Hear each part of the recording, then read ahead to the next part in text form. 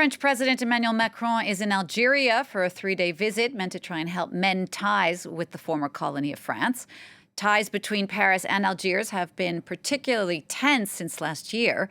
That's after Macron questioned Algeria's existence as a nation before the French occupation and accused the government of promoting what was called hatred toward France. This year, Algeria is marking its 60th anniversary of independence. Well, to talk more about Macron's visit to Algeria, let's bring in Todd Shepard, a professor at Johns Hopkins University and the author of a book on the Algerian War. Todd, thanks for joining us. This is Macron's second visit to Algeria since he first became president 5 years ago. How is this trip being seen in Algeria today? This time, I think it's seen as a real boost again for President Tebboune of Algeria. Algeria is in a particularly strong position right now. You represent key executives from Total, the French gas and oil company that you just mentioned, that are caught up in helping the Russian army, are part of this trip because Algeria is France's biggest supplier of gas. The European Union is putting pressure on members like Spain to make things better with Algeria. So Algeria, which was really in a rough state a few years back, with the Iraq, a significant movement, with the kind of convalescence and coma of its president at the time, President Bouteflika, who was Macron famously or infamously left the hospital room where he'd visited Bouteflika, who we think was in a coma, and explained that he'd learned many political lessons from then President Bouteflika. The Iraq pushed Bouteflika out. Algeria was in a very weak position. Algeria was devastated by COVID and other things. Right now, with gas prices rising, with Europeans, particularly the French, really needing Algeria, not just to counter the effects on the energy markets in Europe produced by Russia's invasion of the Ukraine, but also by French troops being kicked out of Mali and the kind of disorganization of the anti-terrorist campaigns on Algeria's southern borders.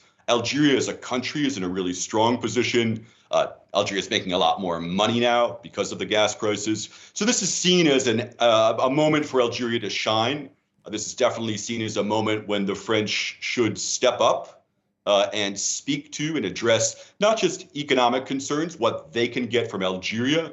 Algeria is, of course, hoping, many Algerians are particularly hoping, and the President Tebboune in particular, that there'll be some further efforts on the French part to explicitly address their implication in governing Algeria for 132 years, occupying it, killing hundreds of thousands of Algerians, that kind of really deep, tense colonial relationship that has really troubled relationships between the two countries since Algeria won independence 60 years ago last month, in July of 1962.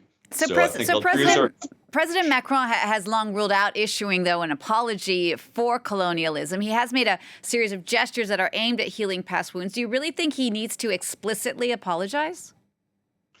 His gestures have been primarily addressed to French people. Everything he's done, for the most part, around Algeria, I think a lot of Algerians and most serious historians would say before he was elected president, that it was a crime against humanity what France did in Algeria, when he's made certain claims and signaled his interest in taking seriously this history. People think that's important, but what he's actually done, like most of what he does, is kind of political maneuvering. And it's been primarily addressed at memory wars within France itself. And like the usual way that French politicians, Sarkozy was a real pioneer in this, President Sarkozy, using attacks. You mentioned some of those in the introduction to the piece. Algeria didn't really exist as a nation. Algerian leadership just takes advantage of its history with France to perform things. He's done that too, to perform for French audiences.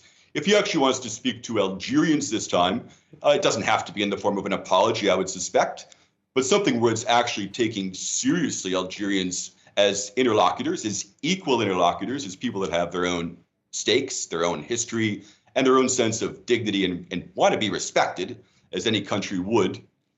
That's an opportunity for him. To reduce everything to apologies is a trick that he plays that feeds into the far right and far right campaigns around these issues. And he's done that a lot. But this is an opportunity for him.